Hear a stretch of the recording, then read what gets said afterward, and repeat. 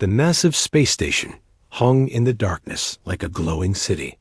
It was bigger than most planets and housed millions of beings from across the galaxy. This was Kepler Prime Station, the heart of the Galactic Council.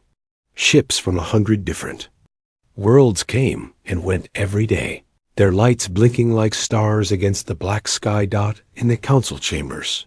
Ambassador Zixthara looked at the data pad in her long blue fingers. The Velnari had ruled part of the galaxy for thousands of years. Their skin was like smooth stone, and their eyes glowed with inner light. She was reading about a new species that had just been discovered. Humans, she said to General Kethmodin, who stood beside her. The general was from the Crystalline Federation. His body was made of living crystal that sparkled in the station's lights. They come from a small system called Sol, third planet from their star. General Kethmodin's crystal face showed no emotion, but his voice rumbled like distant thunder. What do we know about their military power? Zixthara scrolled through the report. Very little. They have basic ships that can travel faster than light, but just barely. Their weapons appear to be simple projectile and energy types. Nothing we have not seen before from other primitive species. The data had come from automated scout probes that watched the edge of known space. The probes had detected human ships moving between planets in their system.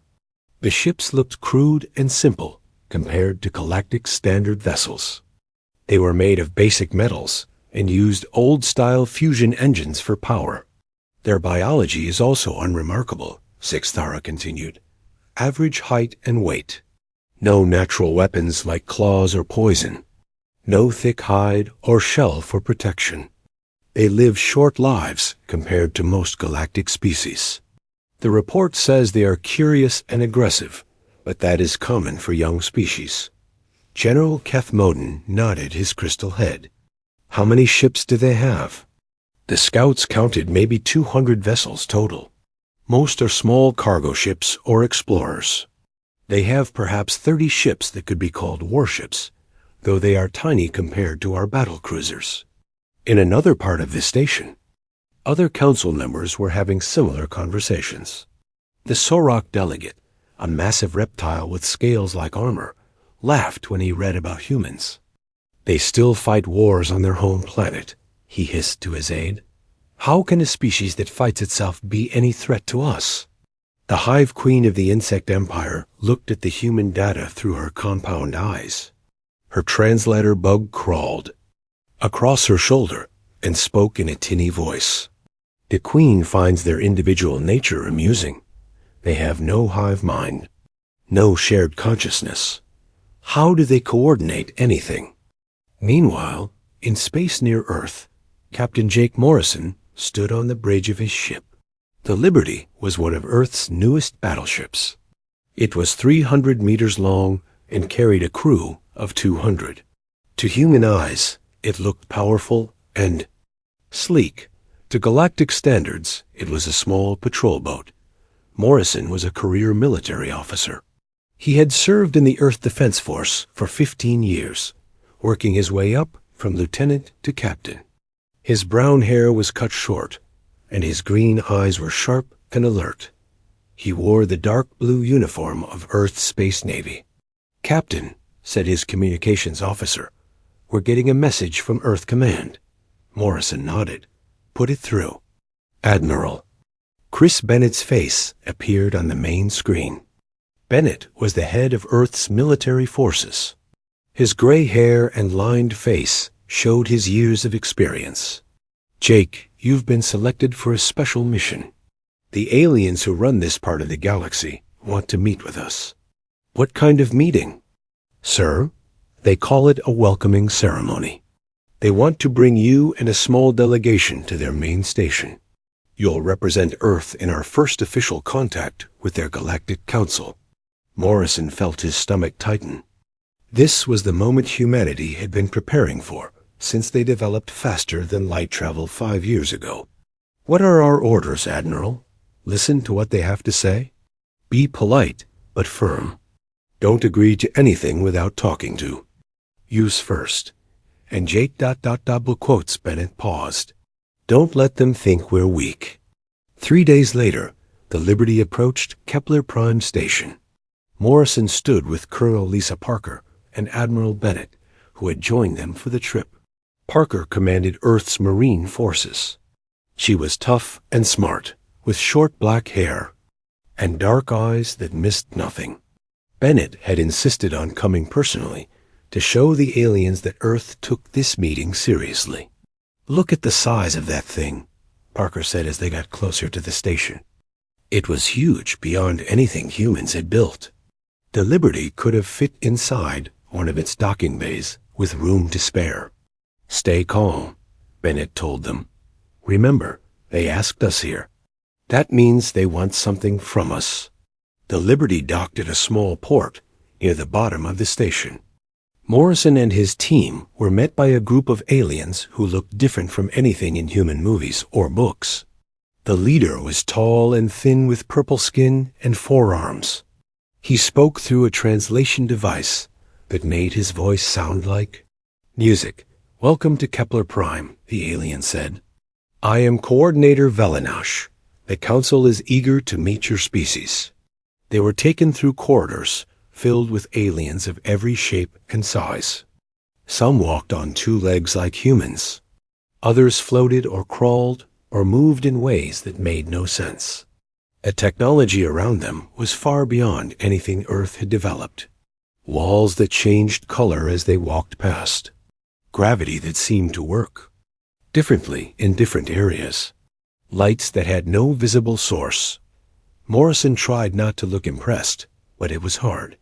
These beings had clearly been traveling between stars for thousands of years, while humans had only just figured out how to leave their own solar system. They were brought to a large chamber where dozens of alien representatives waited. Ambassador. Zixthara stepped forward with General Keth Moten beside her. Captain Morrison, she said in perfect English. We welcome humanity to our galaxy. We have studied your species and believe you have great potential. Morrison bowed slightly. Thank you. Earth is honored to meet the Galactic Council. General Keth Moten's crystal body rang like a bell when he moved. We understand your people are new to space travel. This galaxy can be dangerous for young species. There are pirates and hostile forces that prey on the weak. We appreciate your concern, Admiral Bennett said carefully. Zixthara smiled, showing teeth that were too sharp. The Council has discussed your situation. We would like to offer your species protection under galactic law. You would become what we call a protected species. We would ensure your safety and help guide your development. Morrison exchanged glances with Bennett and Parker. This sounded like they wanted to make Earth a vassal state. What would this protection involve? Morrison asked. You would place your military forces under galactic command, General Keth Moten explained. Your ships would be upgraded with our technology. Your people would follow galactic law and customs. In return, you would be safe from all threats. The chamber fell silent. Morrison could feel dozens of alien eyes watching him, waiting for his answer. He thought about Earth, about the billions of people who were counting on him to make the right choice. This is a generous offer, he said finally, but I need to discuss it with my government before giving you an answer. Some of the aliens looked surprised. Others made sounds that might have been laughter. The Sorak delegate hissed softly. The Hive Queen's translator bug clicked disapprovingly. Of course, Zixthara said smoothly. Take all the time you need. But remember, Captain Morrison, this galaxy is vast and full of dangers. Your people are still very young and very small. It would be wise to accept the protection of those who are older and stronger. Morrison nodded politely, but inside he felt a cold anger growing. These aliens thought humans were weak and helpless. They had no idea what they were dealing with. As the meeting ended and the humans were escorted back to their ship, Morrison made a decision. Earth would give these aliens an answer, but it might not be the one they were expecting. Captain Morrison stood in the briefing room aboard the Liberty as they traveled back to Earth. The blue glow of hyperspace filled the windows, but his mind was on the meeting with the Galactic Council. Admiral Bennett sat across from him while Colonel Parker paced back and forth like a caged animal. "They think we're children," Parker said angrily. "Did you see how they looked at us? Like we were pets they wanted to adopt." Bennett rubbed his tired eyes. "The question is what we do about it. Earth Command is not going to like this protection offer." Morrison pulled up the recording of their meeting on his tablet. "Look at their body language. The way they talked. Down to us. They really believe we're helpless." When they reached Earth, the Liberty docked at Luna Station above the moon. Within hours, Morrison found himself in a secure conference room with the top military leaders of Earth. General Ryan Clark, head of Special Operations, sat at the head of the table. Dr. Amy Foster, the chief military scientist, had charts and data displays spread in front of her. "So they want us to be their pet humans," General Clark said after hearing the report. He was a big man with scars on his hands from his years as a soldier. "What happens if we say no?" Admiral Bennett shook his head. They didn't say directly, but the message was clear. Accept protection or face the consequences. 3 weeks later, the consequences arrived. A message came through the quantum communication array that connected Earth to the galaxy. The transmission was from War Commander Dekvel of the Zephyrian Hegemony. The alien's face filled the screen in the Earth Command Center. He looked like a cross between a lizard and a shark, with gray scales and rows of sharp teeth. His yellow eyes burned with arrogance as he spoke. "People of Earth," Dekval said in a voice like grinding metal, "the Galactic Council has been patient. With you, you have had time to consider their generous offer of protection. Since you have failed to respond, the Zephyrian Hegemony will provide you with a demonstration of galactic power." General Clark leaned forward in his chair. "Here it comes. You have 72 hours to place your military under galactic command," Dekval continued. "If you refuse, we will arrive at your system to provide corrective military action. Your resistance will be brief, and your casualties will be minimal if you surrender quickly." The transmission ended, leaving the room in silence. Dr. Foster was the first to speak. "Corrective military action. They really think this will be easy." Admiral Bennett turned to General Clark. "What are our real capabilities? Not what we told them, but what we actually have." Clark smiled grimly. "More than they know. Much more." Dr. Foster activated a holographic display that showed the human fleet. "The aliens based their intelligence on our older ships, the ones we use for routine patrol and cargo duty. They never saw our real military vessels." The display showed sleek ships that looked nothing like the crude vessels the aliens had observed. These ships were built with technology Earth had developed in secret over the past decade. Their hulls were made from materials that could absorb enemy fire and turn it into power. Their engines used quantum tunneling that made them faster than anything in the known galaxy. "The Genesis is our newest carrier," Dr. Foster explained as the display zoomed in on a massive ship.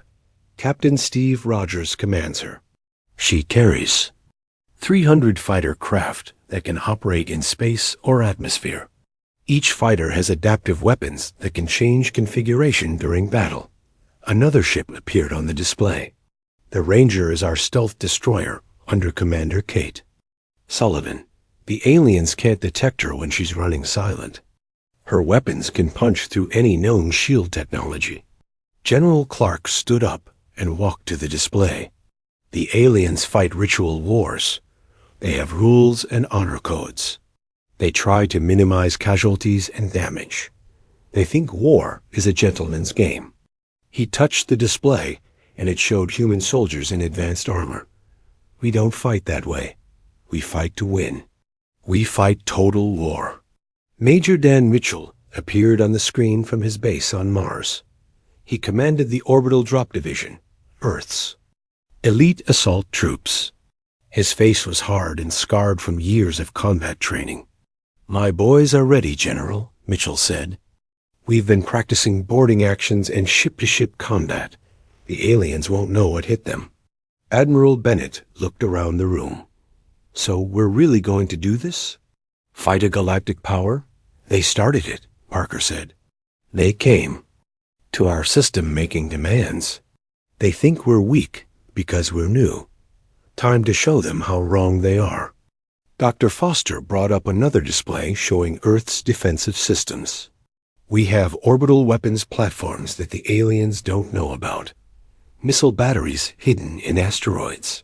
Mines that look like space junk but can take out a battleship." General Clark nodded. "The question is whether we fight them here or go to them." "Here," Morrison said immediately. "This is our space. We know every rock and piece of debris in this system. Let them come to us." Over the next 3 days, Earth's real military awakened. Ships that had been hidden in deep space emerged from the outer planets. The Genesis moved from her secret base in the asteroid belt. The Ranger seemed to appear from nowhere, her stealth systems making her invisible till she chose to be seen. Captain Morrison transferred his flag to the battleship Victory, a ship twice the size of the Liberty and armed, with weapons the aliens had never imagined. Admiral Bennett took command of the space station defenses, while General Clark coordinated ground-based systems. Dr. Foster worked around the clock, making final adjustments to their weapons and shields. Human technology was different from galactic standard, where the aliens used energy weapons that were designed to disable rather than destroy. Humans had developed weapons meant to kill. Their shields are designed to stop their own weapons. Dr. Foster explained to the fleet commanders during their final briefing. "Our weapons use different frequencies and different physics. Their shields might as well be made of paper." Colonel Parker assembled her Marines on Luna Station. These weren't the basic soldiers the aliens expected. They wore powered armor that made them stronger and faster than any baseline human. Their weapons could punch through ship hulls or fire non-lethal rounds, depending on the situation. "Remember," Parker told her troops, "these aliens think we're primitives. They expect us to fight like savages with clubs and stones. Instead, we're going to fight like humans, smart, fast, and ruthless." As the deadline approached, Earth's leaders gathered in the command center. On the main screen, they could see the edge of their solar system where the alien fleet would arrive. "Think they'll actually come?" Morrison asked. General Clark checked his watch. 30 minutes until their deadline. "I'd bet money they're already on their way." Dr. Foster monitored the sensor arrays that watched for incoming ships. The aliens probably sent a small force, just enough to intimidate us into surrender. They think this will be a simple police action. Admiral Bennett opened a channel to all human forces. "All ships, all stations, this is Admiral Bennett. In a few minutes, we're going to show the galaxy what humans are really capable of. Remember your training. Remember that we're fighting for Earth and for the freedom of our species. Make them regret underestimating us." Major Mitchell's voice came over the comm from his assault ship. "Drop troops ready for boarding action, sir. Can't wait to see the look on their faces." Commander Sullivan's voice was barely audible through the Ranger's stealth communications. "Stealth destroyer in position. They won't see us coming." Captain Rogers reported from the Genesis. "Fighter wings armed and ready. We've got 300 of our best pilots chomping at the bit." As the final minutes ticked away, Dr. Foster's sensors began detecting quantum signatures at the edge of the system. "Here they come," she announced. Multiple contacts jumping in from hyperspace. The Zephyrian fleet emerged from the darkness of space like predators entering a trap. War Commander Thekval's flagship led 20 battleships and 50 smaller vessels. To the aliens, it was an overwhelming force sent to crush a primitive species. They had no idea they were flying into the most dangerous trap in galactic history. All ships, Admiral Bennett said calmly. The enemy has arrived. Execute Operation Surprise. The real war was about to begin. War Commander Vec Val stood on the bridge of his flagship, the Crusher of Worlds. Through the massive viewing port, he could see the human home system spread out before him. It looked pathetic. A single yellow star with a few rocky planets and gas giants. No great space cities or defensive platforms that he could detect. Scan for their fleet, he ordered his tactical officer. The young Zephyrian worked his controls with scaled fingers. I detect approximately 30 small vessels, Commander. They appear to be hiding behind their largest planet. Vekval laughed, showing his rows of sharp teeth. 30 ships? We brought 70 vessels to crush them. This will be over in minutes. He opened a communication channel to the human fleet. Primitive humans, this is War Commander Vekval of the Zephyrian hegemony. You have ignored our generous deadline. Prepare to be corrected. The response came immediately. Captain Morrison's face appeared on the screen, calm and steady. War Commander, this is Captain Morrison of the Earth Defense Force. I strongly suggest you turn your fleet around and leave our system immediately. Vekval's officers laughed. Even his tactical officer smiled. You suggest? Little human, you are in no position to suggest anything. Surrender now, and your deaths will be quick. Morrison's expression didn't change. Then you choose to engage human forces in our home system. I want that on record. Record whatever you wish, Vekval snarled. It will make an amusing story for the Council. He cut the transmission and turned to his fleet commander. All ships advance. Disable their vessels, but try to keep them alive. For interrogation. The Zephyrian fleet moved forward in perfect formation. It was an impressive sight. 70 warships advancing like a wall of death. Each ship was 5 times larger than the crude human vessels they had detected. What Vekval didn't know was that those 30 human ships weren't hiding. They were waiting. Captain Morrison stood on the bridge of the Victory, watching the alien fleet approach. Around him, his crew worked with quiet efficiency. No one seemed nervous or afraid. They had trained for this moment for years. Range to enemy fleet? Morrison asked. 8 million kilometers and closing, his tactical officer reported. Morrison opened a channel to Admiral Bennett on Luna Station. Admiral, enemy fleet is in range. Bennett's voice was steady. Execute Operation Surprise. All units, weapons free. The first surprise came from the asteroid belt. What the aliens had thought were ordinary rocks suddenly lit up with engine fire. Dozens of hidden missile platforms revealed themselves and launched their payloads. The missiles were small and fast, using human stealth technology to avoid detection. Vekval watched in shock as his sensors suddenly showed hundreds of incoming projectiles. Where did those come from? Ray's shields. The Zephyrian ships activated their energy barriers just as the first missiles arrived. The explosions lit up space like a festival of fireworks. But when the light faded, the alien ships were still intact. Minor damage to forward ships, his tactical officer reported. Their weapons are weak. Vekval relaxed. As expected, advance and return fire. That was when the second surprise hit them. Commander Kate Sullivan watched from the bridge of the Ranger as the alien fleet moved past her position. Her stealth destroyer was completely invisible to their sensors. She had been waiting here for 2 hours, silent and patient. Target the command ship, she told her weapons officer.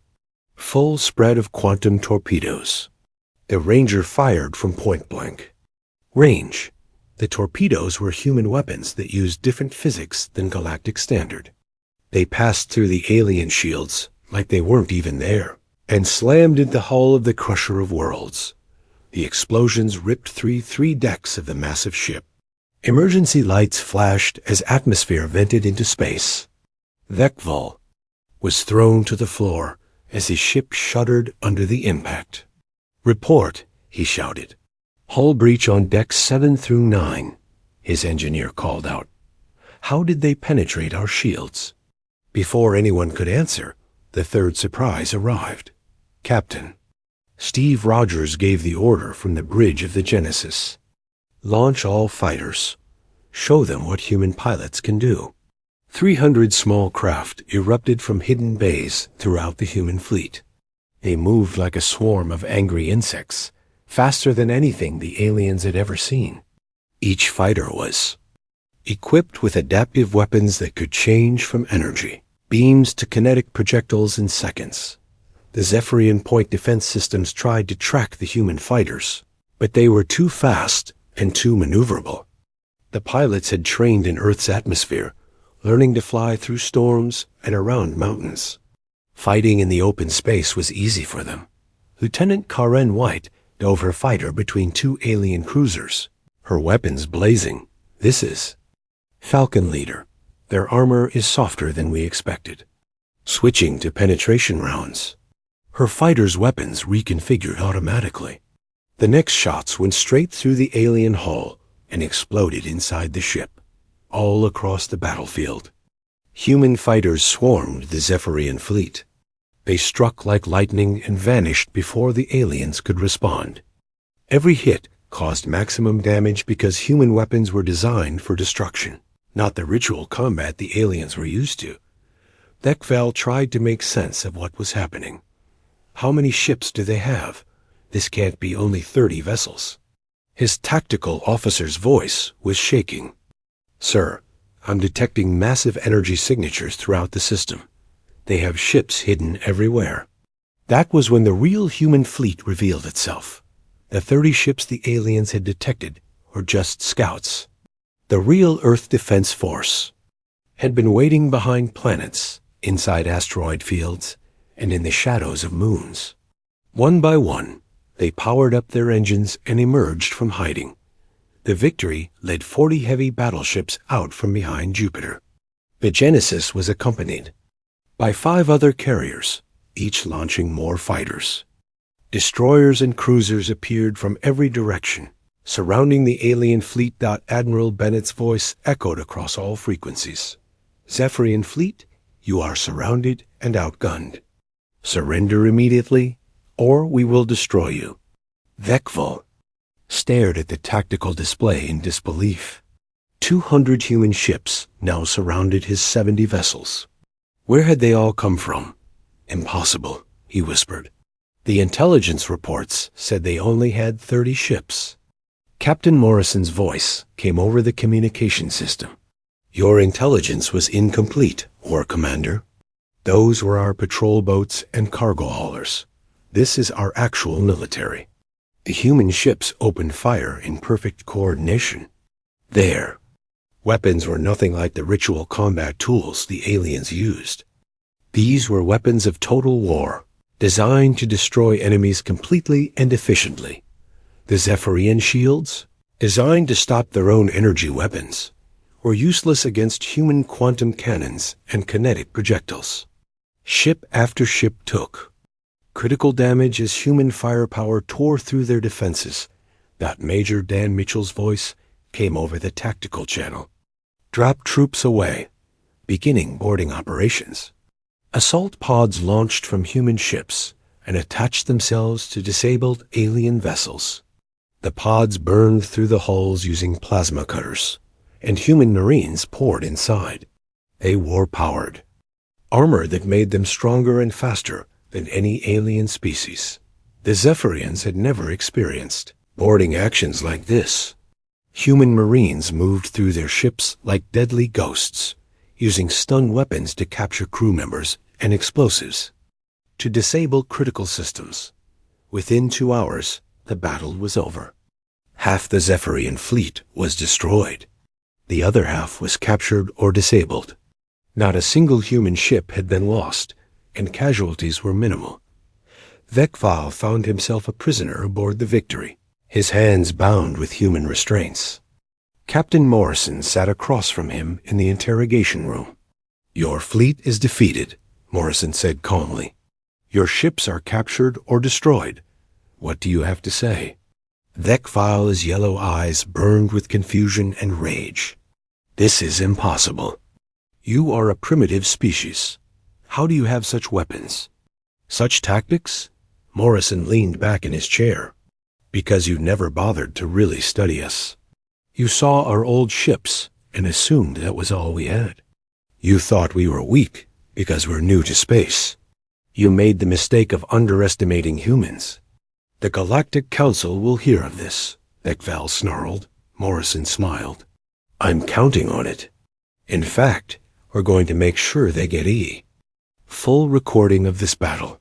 Every ship destroyed, every tactic we used, every moment of your defeat.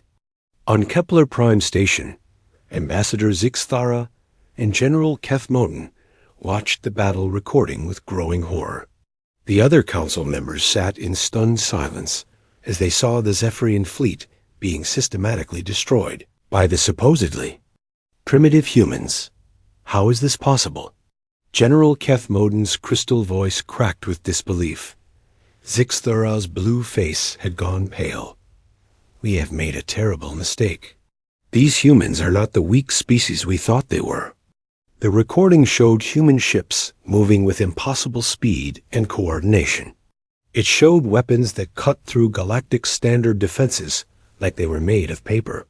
Most shocking of all, it showed humans fighting with a level of skill and ruthlessness that no galactic species had seen in thousands of years. "Send a message to Captain Morrison," Zixthara said quietly.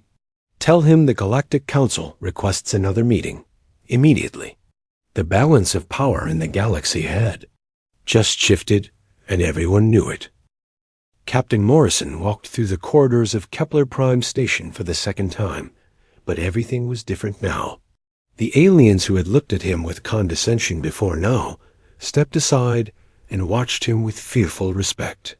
Word of the Zephyrian defeat had spread throughout the galaxy in just 3 days. Admiral Bennett walked beside him, along with Colonel Parker and Dr. Foster. This time, they were not coming as supplicants hoping for acceptance. They were coming as equals who had proven their strength. The same purple-skinned coordinator who had met them before was waiting at the docking bay. But Velanash no longer spoke in the musical, patronizing tone he had used during their first visit. "Captain Morrison," Velanash said with a deep bow, "the Galactic Council is honored by your return. They are eager to discuss the future relationship between humanity and the galactic community." As they walked through the station, Morrison noticed the changes. Alien civilians pressed against the walls to let them pass. Security guards who had barely acknowledged them before now stood at attention. Even the air seemed different, charged with nervous energy. "They're scared," Colonel Parker whispered to Morrison. "Good," Morrison replied quietly. "Fear breeds respect." They were brought to the same great assembly hall where the council had first offered them protection. But now the vast chamber was packed with representatives from every major species in the galaxy. Word had spread that the humans were coming, and everyone wanted to see these warriors who had destroyed an entire Zephyrian fleet. Ambassador Zixthara stood at the center of the chamber. Her blue skin looked pale, and her glowing eyes seemed dimmer than before. General Kethmoden stood beside her, his crystal body reflecting the chamber lights like a prism.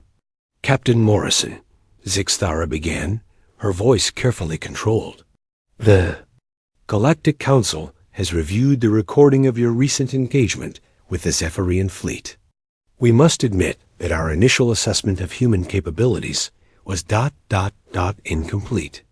Morrison stepped forward, his boots echoing in the silent chamber. "Ambassador, our capabilities were never hidden. You simply chose not to look hard enough." A ripple of nervous sounds went through the assembled aliens. They were not used to anyone speaking so directly to council leadership. General Kethmoden's crystal voice rang out. Your tactics and weapons are unlike anything we have seen in galactic warfare. How long have your people possessed such technology? Dr. Foster stepped forward with a small device in her hand. If I may demonstrate? Without waiting for permission, she activated the device. A holographic display filled the center of the chamber, showing technical specifications that made several alien scientists gasp in surprise. Humans have been developing military technology for thousands of years, Dr. Foster explained. While your species focused on peaceful coexistence and ritual warfare, we perfected the art of total conflict. Our weapons, shields, and tactics are designed for one purpose: complete victory. She changed the display to show human ships in action. Our quantum drives allow speeds that exceed galactic standard by 300%. Our adaptive weapons can reconfigure in combat to exploit enemy weaknesses. Our soldiers are trained for warfare that most galactic species abandoned millennia ago. The Sorok delegate who had laughed at humans during their first visit now sat in stunned silence. His reptilian features showed clear fear as he watched human fighters tearing through Zephyrian defenses. The Hive Queen's translator bug clicked frantically as it processed what it was seeing. The Queen inquires how a species without collective consciousness can coordinate such complex military operations. Colonel Parker answered, individual initiative combined with disciplined training. Each human soldier can think and adapt independently while still working toward the common goal. We don't need a hive mind when we have trust and communication. Admiral Bennett stepped forward. The question now is what happens next. Your Zephyrian friends started this conflict by threatening Earth with military action. We finished it by demonstrating that such threats were unwise. Ambassador Zixthara nodded slowly. The Zephyrian hegemony has been censured by the Council for their unauthorized attack. War Commander Thekval will face trial for violating galactic law. That's a start, Morrison said. But it doesn't address the larger issue. You offered us protection because you thought we were weak. Now you know we're not. The question is whether the galaxy is ready to treat humanity as an equal partner. General Kethmoden's crystal form shifted slightly. What are your terms? Morrison had been preparing for this moment during the entire trip to the station. First, humanity will be granted full membership in the Galactic Council, with voting rights equal to any other major species. Second, Earth and human colonies will be recognized as sovereign territory under human law. Third, any military alliance will be between equals, not protectors, and protected. The chamber erupted in whispered conversations as aliens discussed these demands. Some species looked alarmed while others seemed relieved that the humans were asking for partnership rather than domination. Dr. Foster activated another hologram. We're also prepared to share certain technologies that could benefit all galactic species. Our medical advances could extend lifespans for most aliens. Our terraforming techniques could create new worlds for colonization. She paused and looked around the chamber. But this sharing will only happen between equals. We will not give our technology to species who consider us vassals or primitives. A new voice spoke from the back of the chamber.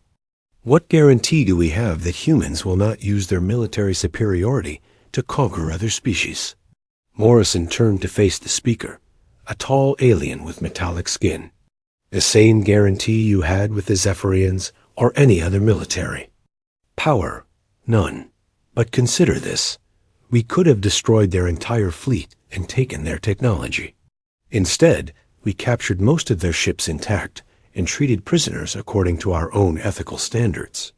Admiral Bennett added, humans are not interested in conquest. We want trade, exploration, and cooperation. But we will defend ourselves against any threat, as you've seen. General Clark's voice came through Morrison's communication device from Earth. Captain, we're detecting movement from several previously unknown threats at the galaxy's edge. Long-range sensors show ships approaching from dark space that don't match any known species. Morrison activated his communicator so the entire chamber could hear. General, please repeat that for the Council. Unknown contacts approaching the galactic rim, General Clark reported. Estimated fleet size in the thousands. Technology appears advanced, but different from galactic standard. They're not responding to communication attempts. The chamber fell silent. This was exactly the kind of external threat that the Galactic Council had been struggling to address for decades. Ambassador, Zixthara looked at Morrison with new understanding. Your intelligence networks detected this threat? Human long-range sensors are more advanced than you realized, Dr. Foster said simply. We've been monitoring galactic borders since we developed FTL travel. We know about threats you haven't even detected yet. Morrison seized the moment. This is why the galaxy needs human military capabilities. Not as vassals under your protection, but as equal partners in mutual defense. We fight differently then. You do. We think differently. That gives us advantages against enemies who have learned to counter traditional galactic tactics. General Kethmoden's crystal body chimed as he moved forward. If we grant your membership request, will humanity commit to defending the galaxy against external threats? As equal partners, yes, Admiral Bennett answered. But we do it our way, with our tactics and our weapons. No galactic oversight of human military operations. Colonel Parker stepped forward. And we expect the same commitment from galactic forces. When humans are threatened, we want to know that Council fleets will respond. The vote that followed was swift. The memory of the Zephyrian defeat was too fresh, and the threat from dark space too real for the Council to refuse. Humanity was granted full membership with a permanent seat on the ruling Council dot as the ceremony concluded. Morrison found himself standing beside Ambassador Zixthara on the observation deck overlooking the docking bays. Below them, human ships took their positions alongside vessels from a dozen other species. I must ask, Zixthara said quietly, when you first came here, did you know it would end this way? Morrison smiled. We hoped for the best but prepared for the worst. That's the human way. And now? Morrison watched as the first joint human galactic patrol departed the station. Now we face whatever comes from dark space together, as equals.